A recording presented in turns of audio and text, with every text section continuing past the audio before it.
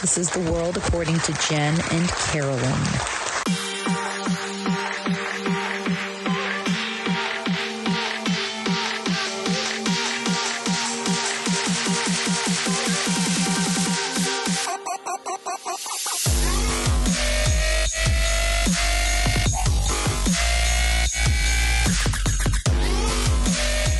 Good morning, everybody. Morning. Happy Easter. Ugh, I'm so nasally and allergies. I know. The Easter Bunny brought you bad allergies. I think the Easter Bunny screwed us all with the allergy thing. So Carolyn might be blowing her nose a little bit. Sorry, guys. It's allergies, not cocaine. I'll try and do it away from the mic. Yes.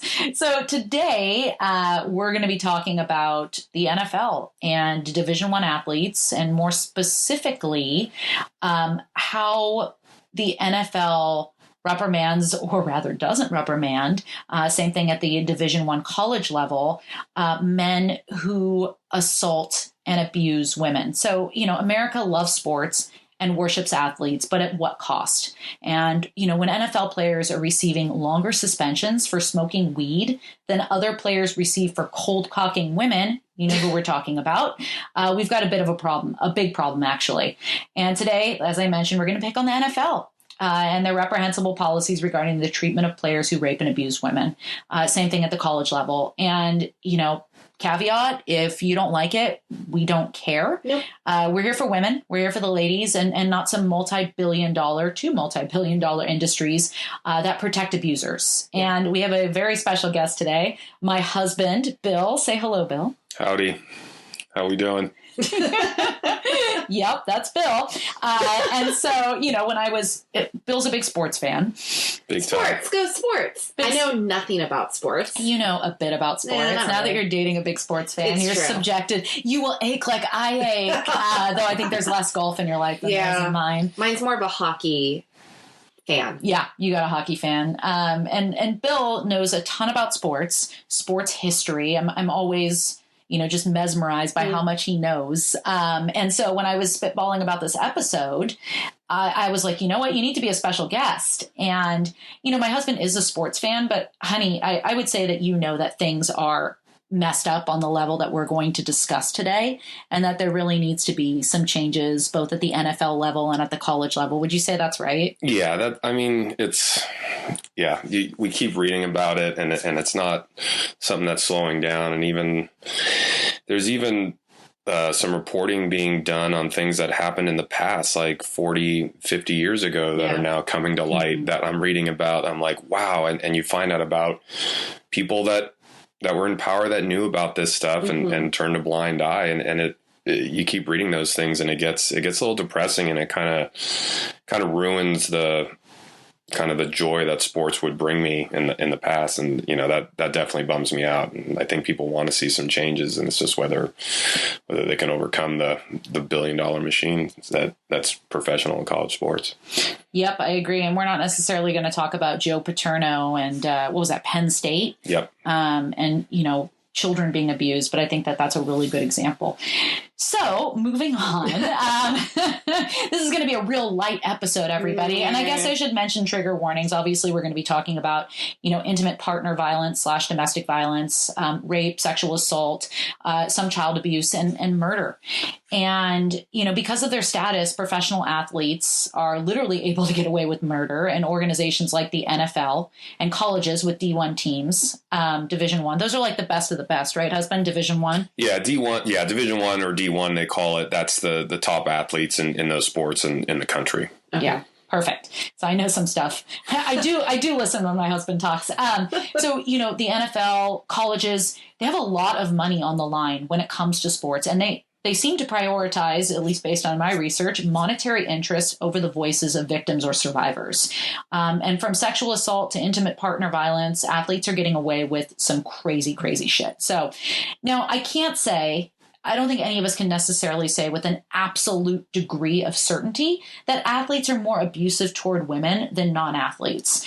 But, it's super mixed out there in terms of the stats. And I found this Live Science article that has conflicting information in it. So according to this website, 538, the overall arrest rate for any crime for NFL players is just 13% of the national average arrest rate for men ages 25 to 29. When only arrests for domestic violence are considered, NFL players' arrest rates rise, but still remain half the national average arrest rate. So this seems to suggest that these athletes are not especially prone to domestic violence. But again, here's where it gets contradictory and confusing. Yeah. So the same article and other sources also suggest a link exists between elite athletes and such crimes. For example, an analysis of 10 Division I colleges showed that student athletes comprise 3% of the college population, but 19% of perpetrators of sexual abuse or violence, says Stanley Teitelbaum, a sports psychologist in private practice in New Jersey. So I think we can say this much. There's toxic masculinity that often pervades both college and professional sports, especially when you're a superstar. And that combined with all the toxic masculinity that's already up in our society, plus entitlement, glory, and at the professional level, a lot of money, this can result in or exacerbate abusive behavior toward and negative views of women.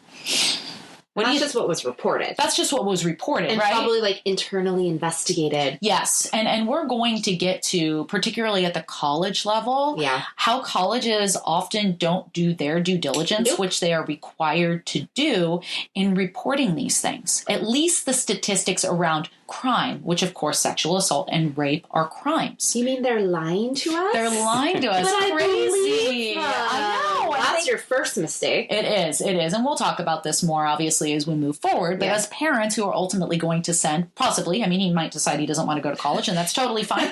I'm going to backpack through Europe, Mom and Dad. Not acceptable. But if he wants to go into the trades, that's okay. Be a plumber, kid. No debt for Mom and Dad. But, we're going to have to look at colleges and colleges will hide these statistics because they're like, well, who wants to come to a school where we had, 30 sexual assaults reported last year? Anyway, we're going to get to that. And so we're going to start with college sports, actually, and then we're going to work our way up to the NFL. So this is from a research brief, Gender-Based Violence in Athletics, a focus on Division I football programs and the NFL. So student athletes report holding more traditional gender roles than non-athletes. Student athletes have larger rape myth acceptance scores, aka they are more likely to believe common rape myths. I'm going to tell you all what rape myths are about soon. And full disclosure, my master's thesis was on remediating sexual assault and rape at the college level through a human rights lens, because I have the most useless degree in the world in human rights education. Yeah, it was interesting. It was very traumatizing. It was traumatizing. Yeah, I stopped sleeping and needed to be prescribed, well, initially weed. Because I went to the weed doctor because weed wasn't legal yet. Medicinal weed was legal. And I went to this quote unquote doctor on Haight Street above a record store. Very legitimate. So cliche. So cliche. I know. Everything about this story is cliche. And I walked in and I was like, I have cramps. He's like, no, bitch, why are you really here? And I told him, I was like, I have so much vicarious trauma from the things that I'm reading. And he was like, all right, I'm gonna give you some weed. And I was like, tight. But that wasn't even sufficient. So I had to go on sleeping pills. Anyway, that's an aside. So back to our stats. Student athletes are more likely to endorse beliefs that are reflective of rape supportive culture than non-athletes. In the end, these beliefs help to explain why student athletes are 77% more likely to engage in sexual coercion than non-athletes. So again, I said I was going to tell you what rape myths are. Wikipedia helped me out on this. So rape myths are prejudicial, stereotyped, and false beliefs about sexual assault, rapists, and rape victims. So, she wanted it. Yeah. What was she wearing? She followed me back to the hotel room, and she was wearing a very low cut top. What was I supposed to do? Yeah. Was Jen? she drinking? Did you fight back? You didn't fight back. It wasn't rape. She didn't say no. Yep. So these are all examples of bullshit, of rape myths. Also, there's a book that I want to promote. It's called I Never Called It Rape. This was a cornerstone of my thesis, and it's a book. It started as a study in Ms. Magazine that eventually became a book. And it's by an author named Robin Warsaw. And it's incredible. And it talks about women's perspective, too. Yeah. And how the way we're socialized to be accommodating. Yep. And then when something like this happens, rape or sexual assault, we often excuse it away and don't call it what it is, which is great. We're subscribing to the rape myth as well. Yes. So. Yes, absolutely. So, why is it hard? I mentioned this. Why is it hard to review more widespread data on Division I athletes and violence against women? So from the same research brief that I quoted, in 2019, USA Today collected data from Division I universities on the reportings of sexual violence on campus that involved a student athlete. While USA Today reached out to 226 Division I programs, only 35 contributed data and were forthcoming with information. The other 191 programs chose to opt out, citing FERPA guidelines. So FERPA, no, let me tell you this, because I worked in higher education, I worked in student finance, and I worked in financial aid. And FERPA is called it's an acronym, the Family Educational Rights and Privacy Act. And it includes a provision that specifically allows schools to disclose to alleged victims of any crime of violence or rape and other sexual assaults, the final results of any disciplinary proceedings conducted by the institution against the alleged perpetrator of the offense. I cannot talk today.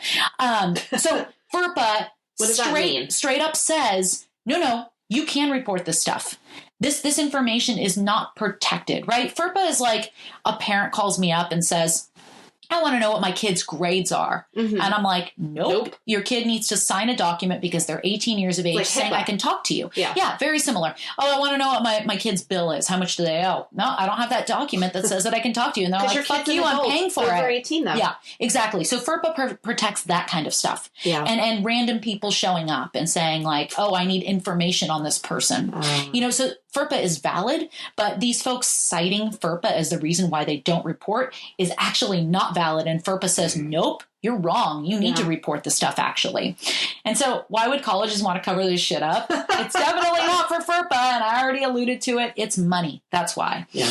And the National Collegiate Athletic Association, the NCAA, generated record revenue of $1.16 billion for the 2021 fiscal year, ending on August 31st. It's an increase of $519 million in 2020. So why did 2020 suck? Husband, remind everybody. Well, the pandemic obviously did a lot to everyone, but it's that number there is truly it's incredible. I don't know what other word to use to show that even during a pandemic, the revenues were climbing, and there's it's never going to go down from what I see. Wow. So. Yeah. People love their sports and they worship athletes. And, this leads to this paradigm that we're discussing. So I want to talk about some real life, or at least one real life example of a college athlete being accused of rape, but their school, and in this case, local law enforcement, refused to properly investigate, etc.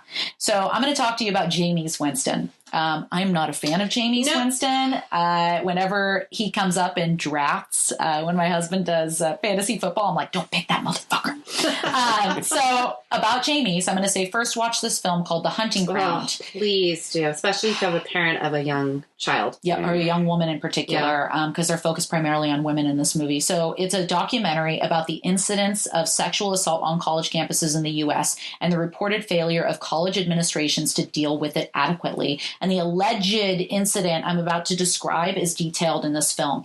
So the Jameis Winston stuff, it all takes place at Florida State University in 2012, where Winston was an absolute star quarterback. He played for the Bucs, and he plays for who, babe? The Saints? I think he was the Saints this last year, but I want to say he hurt himself kind of within the first few games of the season and didn't play much. But yeah, I'm pretty sure the Saints are his current team. Yeah. Okay, got it. So in this town, football is life. Yeah. Like if FSU, they eat, sleep, and breathe football, is my understanding. And in 2012, a fellow student, Erica Kinsman, reported that she had been raped. And she couldn't initially identify Winston until a month later, where I'm trying to remember. I think she met him in class. I think she found out. She was in a class with this guy. Yeah. She looked over and she's like, holy shit, that's the guy who drugged and raped me. I'm going from memory, guys. It's been a long time since I've seen The Hunting Ground, and I actually don't care to see it again. I've because seen it is too many times. Yeah, it's really depressing. So, but see it because it's informative. So now you think, oh, the school's going to investigate. But for some reason, money, the school refused to conduct a legit and thorough investigation. And not only did the school willfully and knowingly refused to investigate, but the police department was involved as well. Oh, and apparently there was another woman, I think, on campus who accused this guy of rape. And that allegation wasn't properly investigated either. And so I found this 2015 Deadspin article entitled "Tallahassee Police Finally Admit Problems with Investigation of Jameis Winston Rape Case." Tallahassee PD let the case sit unnoticed for 9 months until a Tampa Bay Times reporter asked for the files. Florida State Police actively tried to discourage other reporters from poking around. And when it became apparent that the report would never see the light of day, FSU's administrators, Winston's attorneys, and pretty much everyone else got to see them before the Florida State Attorney Office. So, we got a lot to cover. I'm not going to go into too much detail, but there's another article that I read from the New York Times, actually, called "At Florida State Football Clouds Justice." Yeah. And maybe that's because FSU's Victim Advocate Office had 113 sexual assault reports over 2014. Yet FSU's administration reported only 14 sexual assaults to the federal government. So I'm going to talk about something really important. This is called Title IX. So Title IX is a federal law that was passed in 1972 to ensure that male and female students and employees in educational settings are treated fairly and equally. It protects against discrimination based on sex, including sexual harassment, rape, assault, etc. Entities who receive any federal financial assistance and operate educational programs must adhere to Title IX. There's also something that works with Title IX called the Clery Act, which intersects with Title IX and is specific to higher ed. And institutions are required to disclose information about certain crimes. It is enforced by the United States Department of Justice, and institutions that do not comply could face a fine in excess of $30,000. So if your institution is getting financial aid, right, your students are getting financial aid, you are getting federal money. Yep. You are required to report. Title IX and the Clery Act make it so that you have to do that. The Clery Act is predicated on reporting crimes, particularly violent ones, and they're not doing it. They being these colleges. It's terrible. Right? So now it's important to state that Jameis Winston has never been convicted of rape or sexual assault. But here's some fun facts about this motherfucker. You ready? In 2016, a female Uber driver accused Winston of groping her. He was wasted and grabbed her by the vagina. He went all Donald Trump. Ugh. Allegedly, Winston later apologized publicly to the woman, and the NFL suspended him for 3 games following its own investigation into the matter, finding the Uber driver's account consistent and credible. Winston's settlement would be his second with women accused him of sexual assault. In 2016, he settled 2 federal lawsuits with women who accused him of rape while he was attending Florida State. One of them was Erica Kinsman. Wow. Okay, so he's paid a lot of money for allegedly sexually assaulting and raping women. Which to him probably isn't even that much money. It's not. At that point. It's a slap on the wrist. Yeah. What do you think, husband? I mean, like most things in life, it comes down to whether or not there's consequences involved for your actions. Yes. And if the right consequences aren't there and the rules aren't being enforced, then people are going to break the rules until there's actual enforcement. So with all the stuff you're saying, until somebody or some entity comes in and holds these colleges accountable and tells them you have to report all the right statistics or else you're going to lose money. It's all going to come down to money, because the television contracts for professional sports and for college sports are huge. I mean, you're seeing schools now jump from different conferences they play in. So now they're not even playing the majority of their games regionally. They're traveling more. So students now are less time in their actual classrooms, less time to do homework, all for the sake of the dollars and the eyes on the television screen. And so when there's that much money involved, this doesn't surprise me that we have people that think that they can get away with whatever because they always can. Yeah. Their codes of conduct. I'll even see this within high schools where something happens. They're like, well, they broke the code of conduct, but it was their first time. And, why would we want to penalize this kid for not, he didn't know any better. And I'm like, you are literally setting up the stage for exactly the problem. Well, look what happened with Brock Turner. Brock Turner was a swimmer at Stanford and was convicted of sexually assaulting a fellow classmate or a fellow Stanford student. And the judge who got recalled, which was sweet, sweet justice, said, oh, I don't want to give him a long sentence because I don't want to ruin this kid's life. Really? Wow. Really? And every time you saw him profiled in a newspaper, it was like, swimmer, like, it should have been rapist, and not swimmer. Yeah. What about the justice for the victim? Yep. There is no justice. Has this not ruined their life? Yep. Absolutely. So I just wanted to give you one example of what goes on at the college level. And now we're going to move on to our NFL superstars. And I want to start with OJ. Ugh.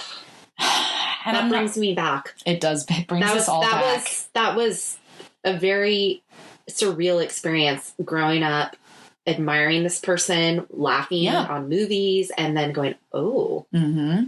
He's a Bay Area kid. Yeah. He grew up in San Francisco. Oh, and he came from nothing. He grew up in the projects or in government housing in San Francisco. Yeah. Okay. So you wanted to root for him. Yeah. You're like, dude, he's a hometown dude. He made it. Like, look at him. But he was a piece of shit, is a piece of shit.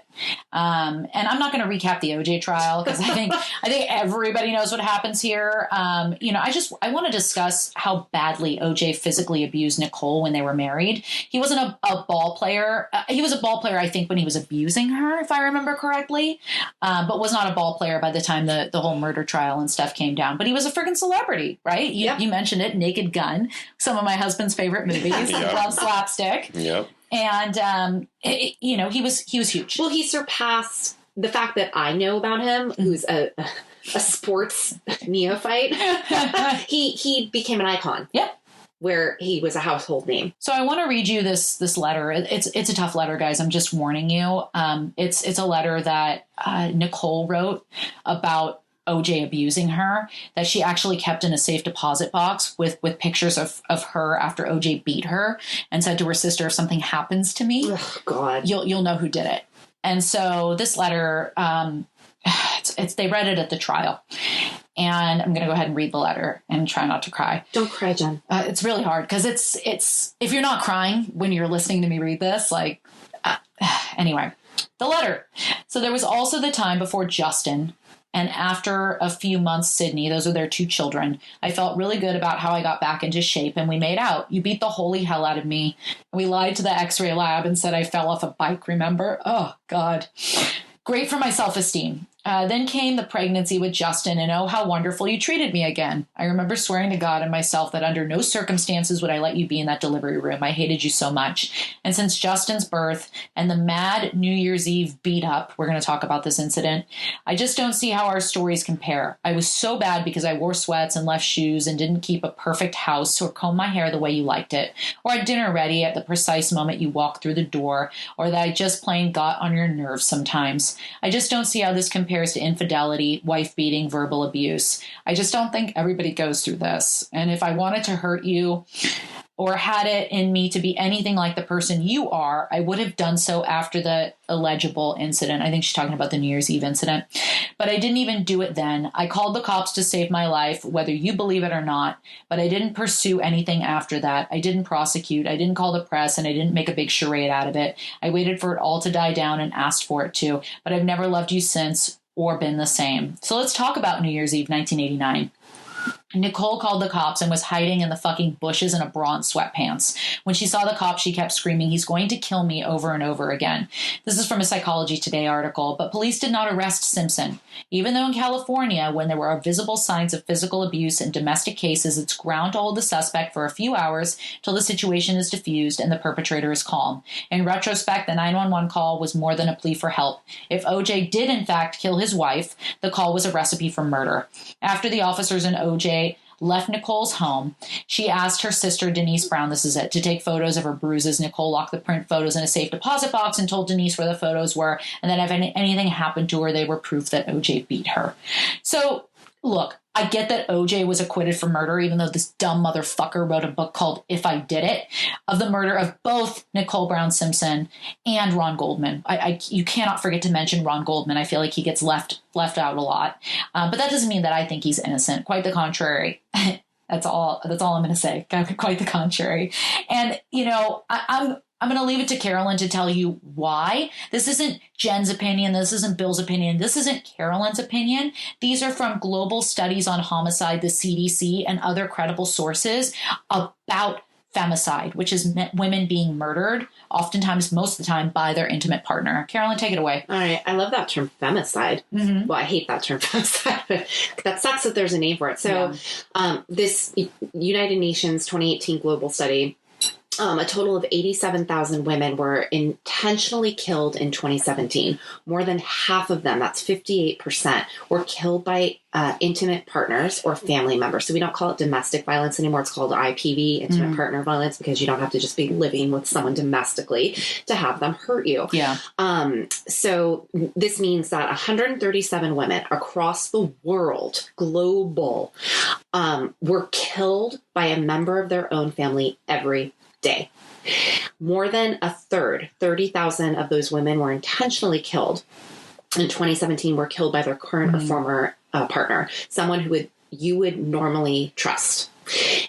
So if we look at just the CDC, this includes the National Intimate Partner and Sexual Violence Survey from 2010 to 2012. 1 in 3 women and 1 in 6 men. And it is important to talk about men here too, because in same-sex relationships, you will still see a perpetrator and a victim. So that is something we want to name.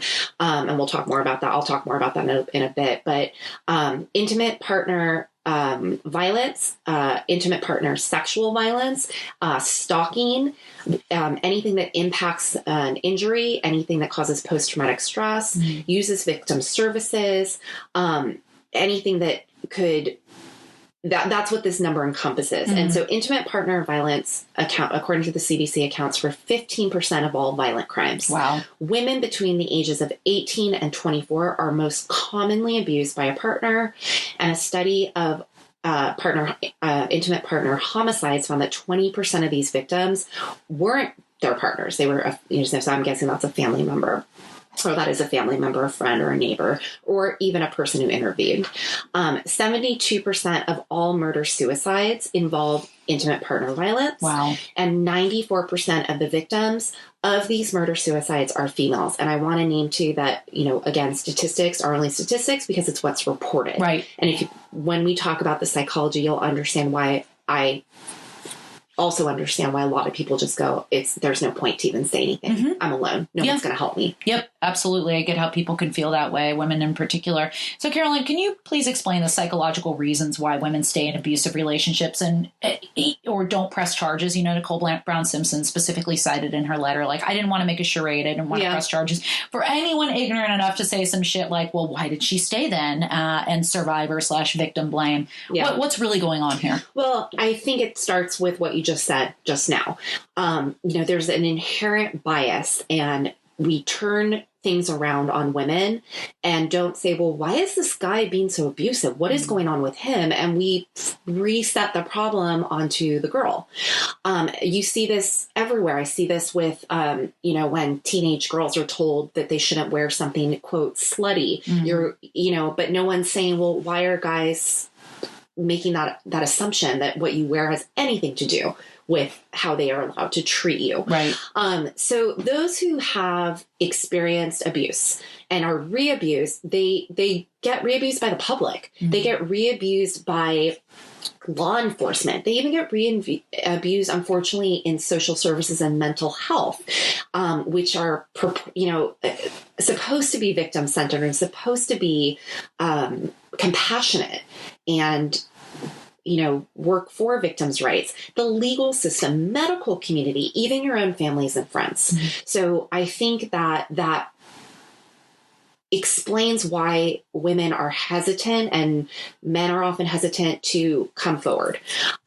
There's a very standardized power and control wheel. In psychology, we love a good graph, right? So it's a pretty standard thing you can look at. The diagram depicts sort of an inside wheel, which they call the power and control wheel. And that is set up into several different compartments of various reasons. I think there's often several things going on here. They talk about economy, abuse, coercion and threats, intimidation, emotional abuse, isolation, using children against you, minimizing, denying, what we call gaslighting, blaming, and then, of course, using male privilege. Mm-hmm. The outer ring, though, looks really at, what this type of violence is. And it's not just physical, it's sexual, it's financial, it's all different ways that you can be abused. But for the purposes of this, we're talking about sexual abuse and physical abuse. Mm-hmm. So there's 8 common reasons that I was taught in grad school and through certifications elsewhere that someone might find it, I'm going to say not stay, but find it very complicated in how to make an exit. Yeah. So one, distorted thinking. You become a victim to what you're being told, and this person's very powerful. They often have a lot of control, and so you believe them, and your thoughts get distorted, and you actually start to question your own reality. That leads to a damaged sense of self. If you don't have a sense of self, you're not really going to believe you're worth much. Fear. If you don't know what it's like to be in that state of fear, then shut the fuck up. I don't know I know what I feel like when I feel threatened. And that's in the safety of, I'm not actually being physically touched. So if it's even a little bit of that, holy fucking shit. Yeah. I am grateful I don't know what it's like to be punched in the face. But that's a big one. Wanting to be a savior. I think we talk about this a lot in codependent work. These women often feel very conflicted. These guys are in one minute being horrible and then the next minute crying in their laps and saying, I'm so sorry. I don't know what's wrong with me. And that taps into that woman's past or her own sense of, well, it would be mean to leave him. You don't know him. He's such hurting. manipulation. It's manipulation. Yep. Yes, they do know what they're doing. Yep. And that's how they survive. Yep. That's exactly how they get away with it from the next time. There's children involved. So if it's just a woman and her partner, that's one thing. But now when you have children, that mother's maternal instinct to protect her children, it's often when the abuser starts attacking the children that things might shift. But it becomes even harder.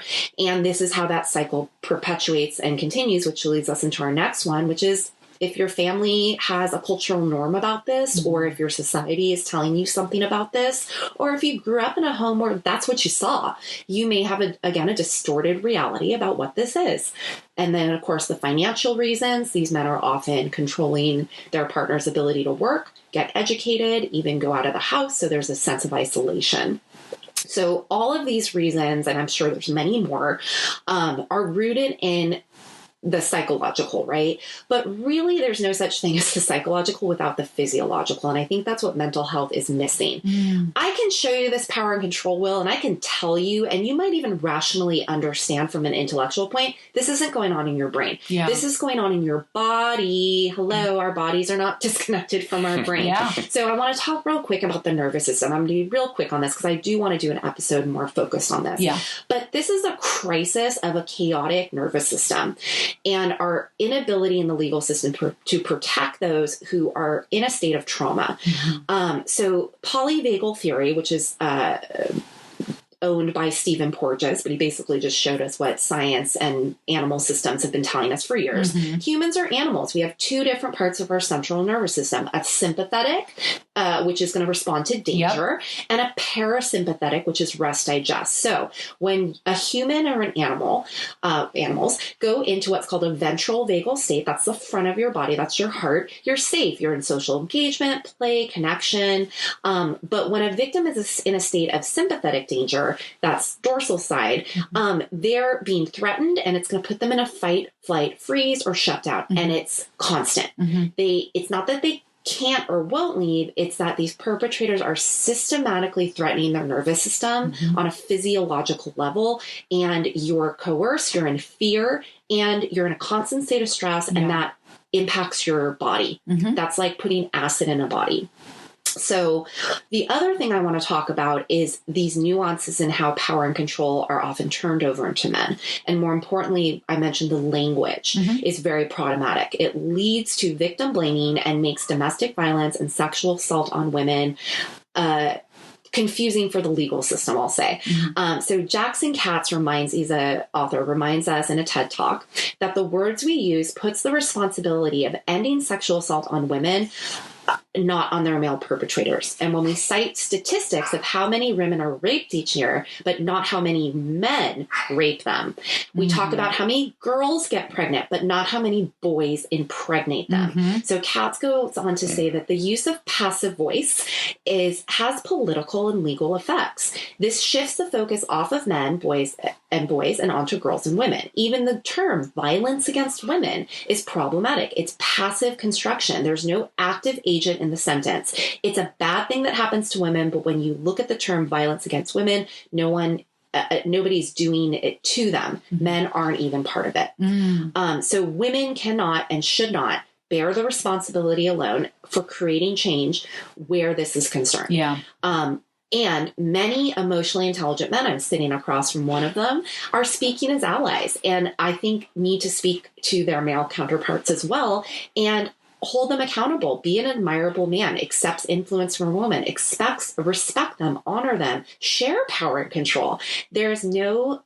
And that's what we need to start standing up to this on a bigger scale. Yeah, I agree 100%. And if you hear any sneezing in the distance, that's my 5-year-old upstairs who also is suffering from allergies. And he's also playing violently with dinosaurs, but not bad violently. It's okay to perpetrate violence onto toy dinosaurs. Right, exactly. That's acceptable. But even then, let's have some compassion for Velociraptor. Right. So we're going to move on to our final scumbag, and that's Ben Roethlisberger. Am I saying it right? Roethlisberger. And I'm probably going to rely on my husband for a little bit of information around this as well, because I only know what I've read about this guy, and I think you've got a little more insight. So thanks to a Guardian article for a timeline of Roethlisberger's alleged useless burger. You could call him Big Ben. That's what he's known as in the NFL. Big Ben. Big Ben's, I don't want to know, crimes against women. The first mistake occurred in 2008, when Big Ben was accused of sexual assault by Andrea McNulty, then an employee of a Lake Tahoe hotel and casino. McNulty said that she was lured into his hotel room under the guise of fixing a broken television. Allegedly, Big Ben blocked the door and did not allow her to leave. And thus he's charged with one act of kidnapping in addition to the sexual assault. He began to fondle her through her dress and then picked her up and threw her on the bed. She states that he was afraid because he's 6'5", 240 pounds. Jesus and Christ. He was afraid he was going to hurt her, which I would be paralyzed with fear. Well, you dissociate. Yes. Which then makes you look like you're catatonic, right? And you can't say no. No, absolutely. So he denied the allegations and never faced any criminal charges. Yet he reached an out-of-court settlement with this woman in 2011. Honey, didn't you say he was banned from Tahoe?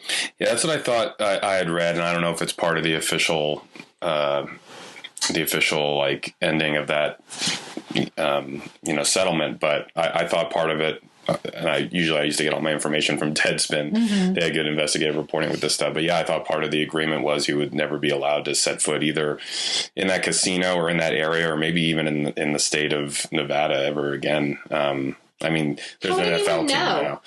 I mean, you don't know. I mean, if you stay in a hotel or something like that, but if there's a settlement, I would think it would just be it. Maybe it was an off the record agreement or something like that. But it sounds like a lot of stuff happened at this tournament, because I think the Stormy Daniels thing was this tournament as well. Really? Yeah. Whoa. Supposedly it was a great tournament. I always like to go, but yeah. Sounds like it was great for some men. I mean, no kidding. Jesus. But yeah, you're bringing just a lot of these alpha male athletes together in one area playing in this golf tournament, and I thought that just was locker room mentality, Bill. Yeah, right. It's not just locker room talk. Locker room talk, yeah. It's I mean, it says something when boys you get all them. Boys. Right.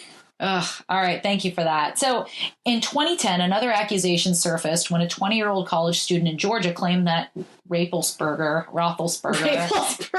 alleged, That's great. assaulted her in the bathroom stall of a nightclub. Her complaint alleged that Big Ben's bodyguard grabbed the woman's arm and escorted her to a hallway where the quarterback was waiting with his penis out of his pants. She says he went on to rape her, and a subsequent medical examination of the woman found superficial laceration and bruising and slight bleeding in the genital area, although no semen was detected. The case was dropped after authorities cited insufficient evidence. Big Ben was questioned by just one police officer who coincidentally had asked him to pose for a photo earlier in the night. And this officer also allegedly later described the accuser as a drunken bitch. Isn't that lovely? It's nice to know that the cops have your back. I'm not indicting all police, just this particular police officer. So he got a 6-game suspension for violating the league's personal conduct policy, but later reduced to 4 games for good behavior. Yes, an accused rapist received the same punishment from the league as Tom Brady did for releasing air from footballs. This is the same NFL that gave this guy, poor Randy Gregory, several suspensions for failed drug tests during his time with the Cowboys. He appeared in just 2 games during the 2016 NFL season and was also suspended for the entirety of 2017 and 2019. All the violations were due to failed marijuana tests. We're talking about weed here.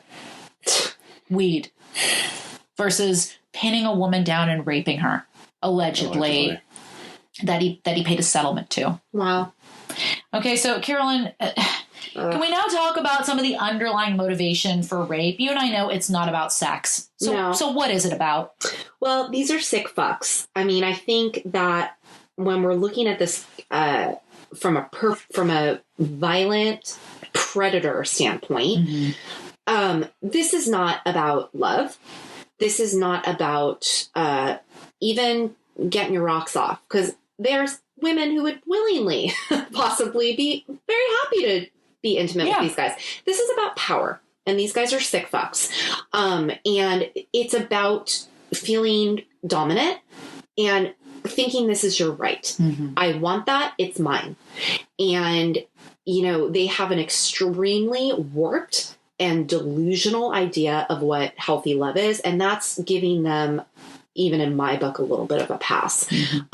You know, I don't know. Is it a mental illness? Is it trauma? Is it ACEs? Is it genetics? Is it ancestry? Is it nature, nurture? I don't know. I think it could be a lot of those things. I think there's never just one. When we're looking at systems and we're looking at society, we can't just pinpoint it to one thing. But this is something that even an animal wouldn't do in nature.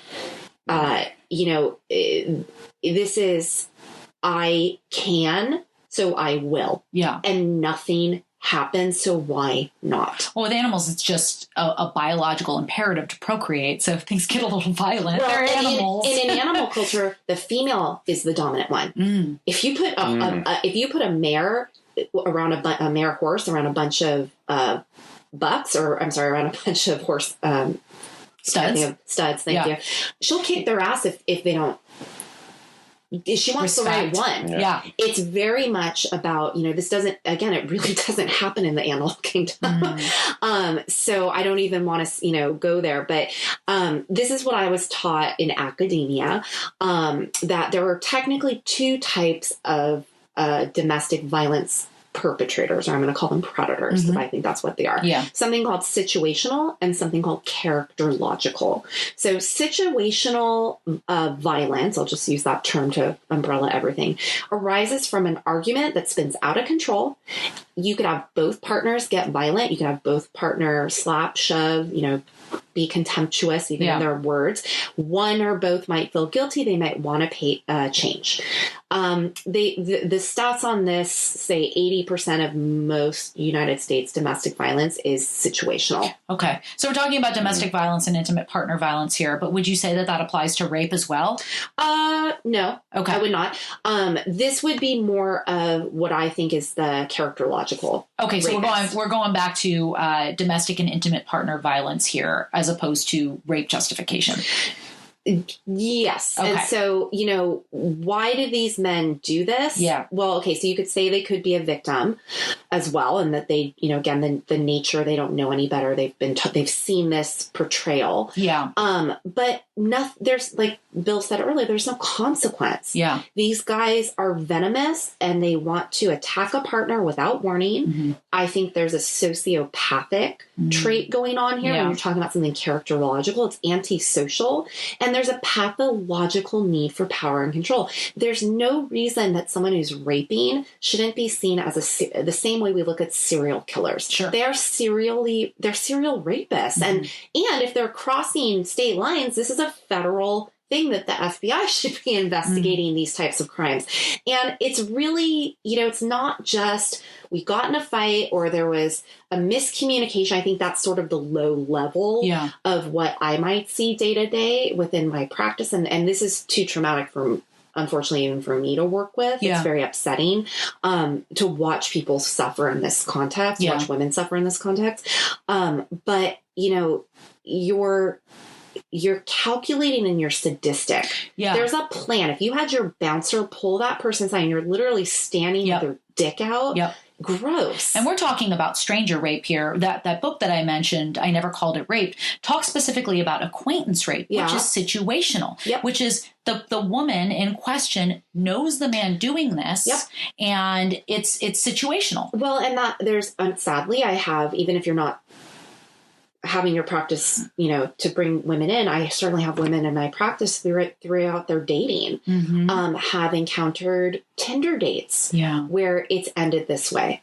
And, these guys, either they just think nothing's going to happen to them. They believe that I don't know how you believe that someone's not enjoying themselves. You can't tell that, but I think maybe they're dissociated and they're in their weird, sadistic state and they're not paying attention. I don't know. But the physical aggression is rooted always in that characterological defect that I think these guys have. And we need to look at them. This is criminal.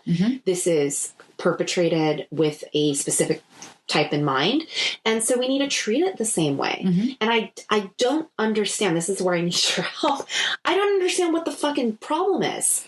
Why can't the legal system, if we're just looking at, was there sperm there? Who cares? Like, they're saying, it's a he said, she said, and for every, it's going to ruin the guy because she can. And I do know there is a idea that, and I've seen it in high schoolers where someone lied and someone said something, but I don't think that's the norm. Well, I think I know we live in a deeply flawed patriarchal society that gives a lot of deference to men and to the boys will be boys mentality, which is why there's so much victim or survivor blaming. What was she wearing? Oh, she should have known better. Like, all of the responsibility is put on women. How does that pass in a courtroom then? How can that be? I don't know. Whenever I watch these documentaries, you look at sort of, the family, you look at the systems, you look at the female, you look at the guy, then they go into the police, even it's like a fucking Law and Order SVU. And where does it always get fucked up? In the judicial system. And who brings the judicial system into line? Politics. I do think that the burden of proof is and I'm talking from a non-legal perspective because I'm not a lawyer, but I think the burden of proof sometimes in some of these cases, sexual assault and rape cases, it can be challenging, especially if there's no physical evidence. And then it does boil down to what one person says versus another person. But if you integrate witnesses, if you integrate other parties, if you science, if you integrate also like trauma-informed system, but also like, okay, this person now has a total of 10 accusations against them. Maybe there's something going on here. Maybe there's a pattern of abuse that's transpiring here that deserves to be looked at through a critical and a legal lens.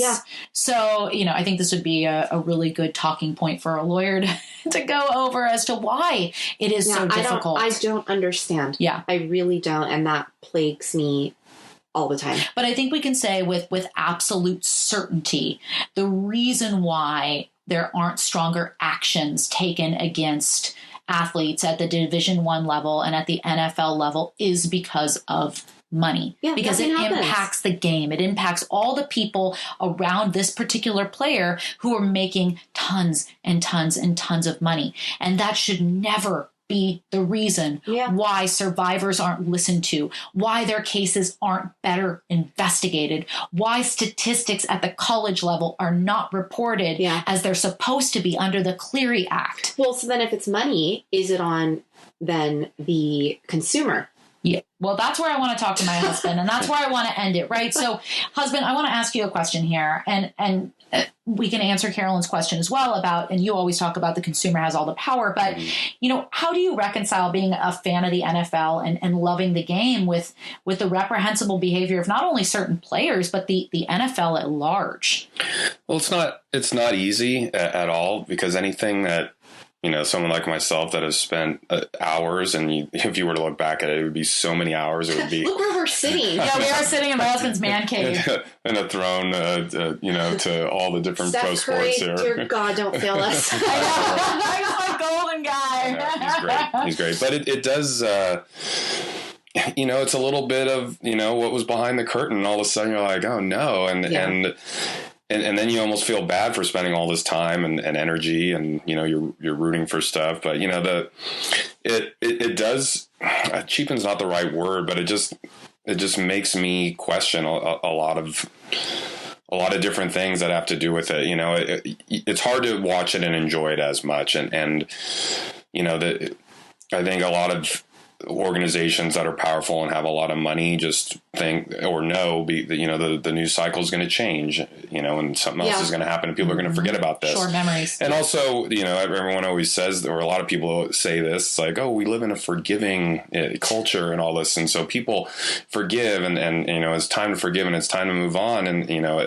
but again, you girls mentioned this before, that people talk about that with the perpetrator, but they don't talk about the victim in that sense. How do they just move on, type of thing. So it has been more difficult for me. I mean, the NFL also with the concussion stuff too makes it more difficult, but the phrase goes like, the NFL owns Sunday, like that's known. And there's even other sports that are big money sports that kind of bow down and be like, oh, we can't schedule this game on a Sunday during the NFL season because the NFL owns Sundays and we won't get the eyes on our thing. So people move their schedules around for the NFL. So if other multi-billion-dollar like businesses and industries are moving their schedules around for them, how does someone like the NFL ever think they will be held accountable for these kinds of things?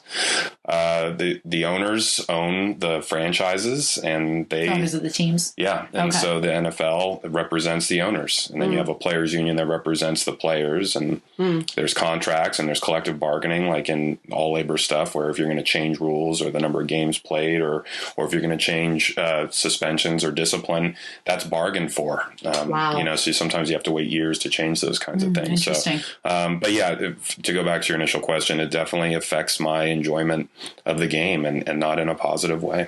Well, you're not going to get everyone who watches these games to just say, yeah, we're not going to do it until you change it. Like in my mind, you would need radical anarchy, revolution, and say we will no longer as a society give our money to something until you make changes and go on strike. But you don't see a lot of people doing that, do you? Not anytime soon. It's not to say that it's not possible, because it's all going to come down to when you affect someone's pocketbook, then people are going to make change, and if that's in a capitalist society. Yeah.